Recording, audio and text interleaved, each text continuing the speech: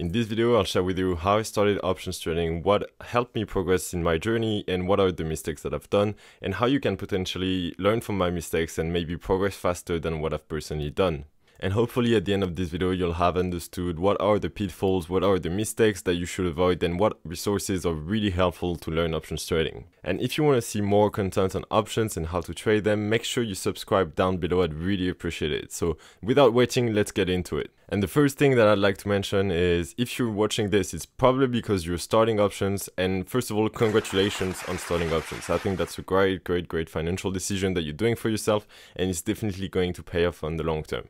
However, there are a lot of mistakes and a lot of pitfalls that you have on the way. Hence why I'm doing this video, because I think that it's very important that you understand in which industry you're actually going into. The trading industry, in my opinion, has a very big problem that we're going to cover here, and I'm going to try to explain you how to go around it so you can actually achieve your goal. And in my opinion, the biggest problem that there is in the trading industry is that there is a lot of information out there. There's a lot of also misinformation out there. And really the biggest challenge that you are facing as a starter is cutting through all the information that is useless to find the information that is actually going to be useful for your progress. Because I'm pretty sure that you noticed that I'm not the only one doing videos around options. There are plenty of other people on YouTube doing videos on options, and you can really find a lot of things. And it's great that there's a lot of knowledge out there. However, there's not only knowledge, there's also misinformation. That's why you really need to be selective about the information that you're putting into your brain, because you have so much information that if you were willing to take it all, you'll find contradictory information and you won't know what to believe. So you really need to be selective about the information that you believe in. And as I said, that there is a lot of information out there, and that's exactly the problem that I faced myself. What I found very useful is that I started learning from the very basics, meaning that I didn't start looking anything on YouTube, Google, before having read all the basics about options, meaning that I really went back to very basics by reading books. And if you're from the training group that I have on Facebook, you know that I always recommend to beginners one book. It's the book written by Sheldon Natenberg. And that book is very useful because it really provides you all the basics you need, all the strategies, how options are being priced, all the volatility impacts. And it's really important to understand that if you understand that, if you really make the effort to read that book and really understand everything that is in it, you will be so much further ahead than 99% of the option traders out there.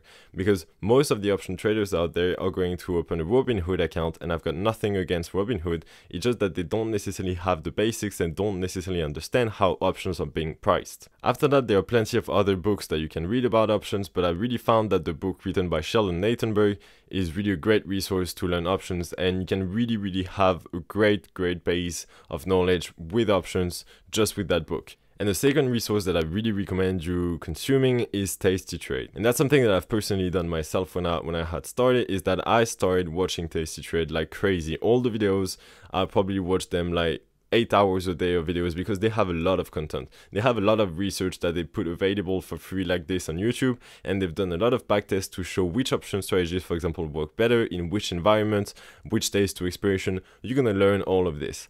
The problem is there's so much information with Tastytrade that it's really going to be about mass consuming the information. And regardless if you don't necessarily use all the strategies that they talk about in your training after that, it's always very useful to understand how options work and see what are the results historically and how you could have made money in the past. And as I said, that's something that I've personally done myself. I was binge watching their channel. I was watching 8 hours a day, I think, of Tastytrade, and that was really useful. That allowed me to have a very in-depth knowledge about what worked and what doesn't, or at least what worked in the past and what didn't work in the past.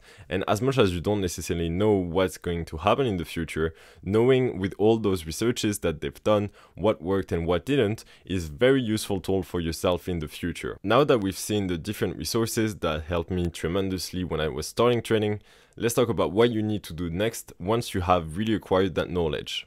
And I think you can never learn better than actually doing.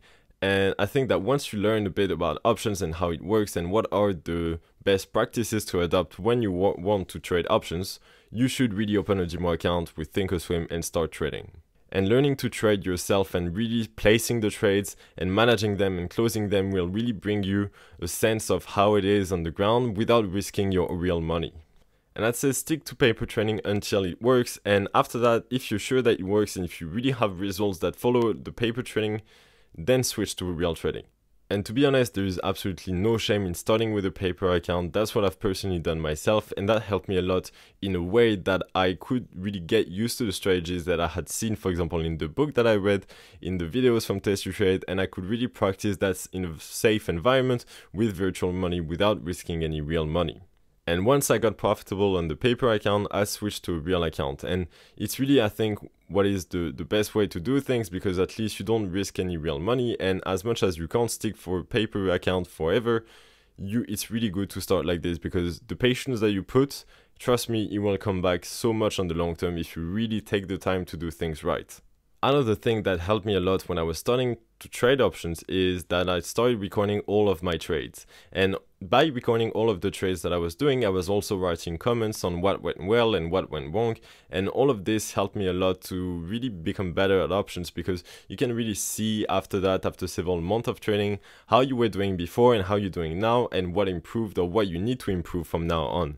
And really, I cannot emphasize enough how it helped me become better at options, because now when I look back at those documents, they are really gold for me, because you can really see the progress that I've done, and I really suggest you do the same. You should really write an Excel sheet with why did you open your trade, which strategy did you use at what time, what is the implied volatility for that trade, and after that, when you close it, what went well, what went wrong, so you can really start progressing from each trade after the other. Because the problem that I see that a lot of traders have is that they don't necessarily track their trades, and they start doing the same mistakes over and over and over without necessarily progressing.